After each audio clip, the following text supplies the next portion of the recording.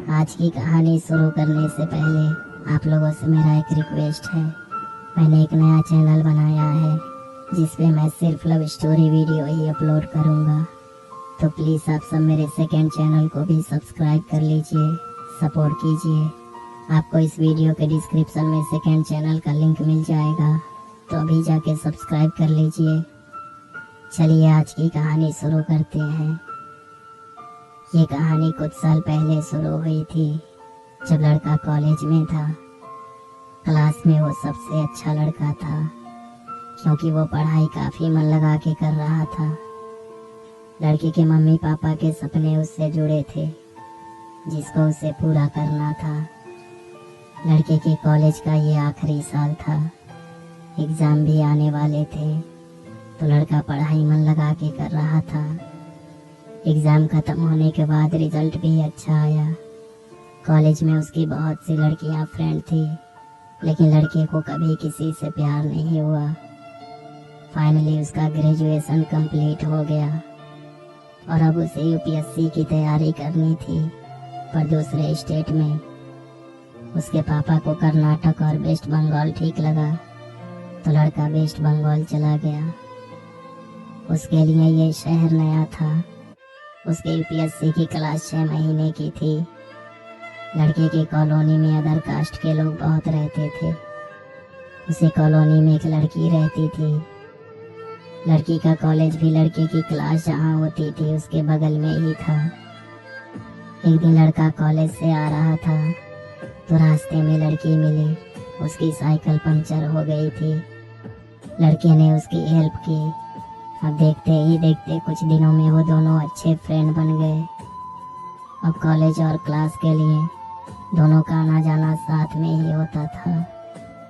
कभी लड़की लड़के का इंतजार करती, तो कभी लड़का लड़की का इंतजार करता। अब दोनों अच्छे फ्रेंड बन गए थे।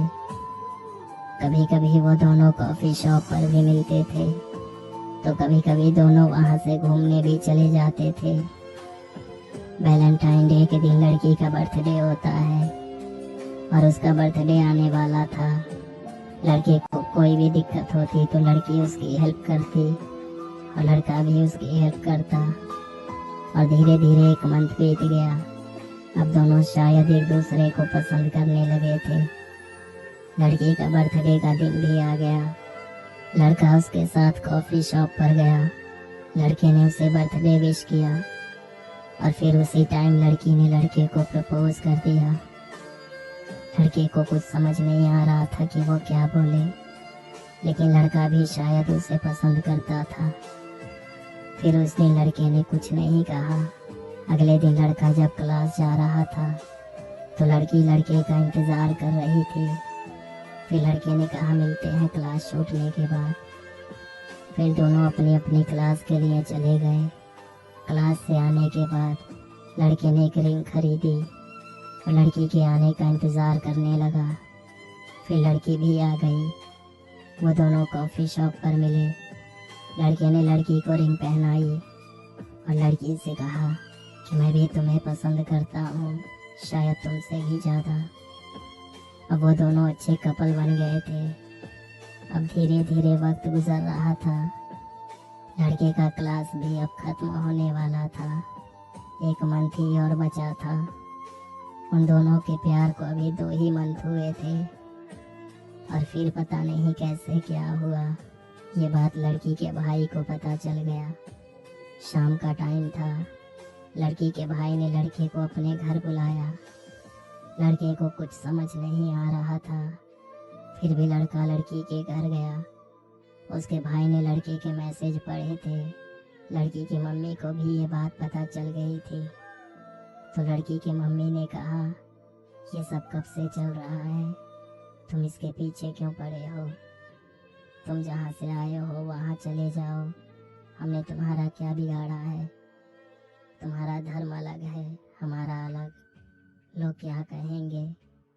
तभी दूसरे कमरे से लड़की की रोने की आवाज़ आ रही थी। लड़की के भाई ने लड़के का शर्ट पकड़ा और लड़के को घर से बाहर निकाल दिया और कहा कि अब दोबारा फ़ोन या मैसेज मत करना। वहीं लड़के के क्लास का एक फ्रेंड रहता था। लड़का उसके घर चला गया। 2 दिन बाद लड़की लड़के से मिलने आई और लड़के से कहा, मुझे माफ कर दो, मुझे भूल जाओ, मेरी माँ ने मुझे कसम दी है।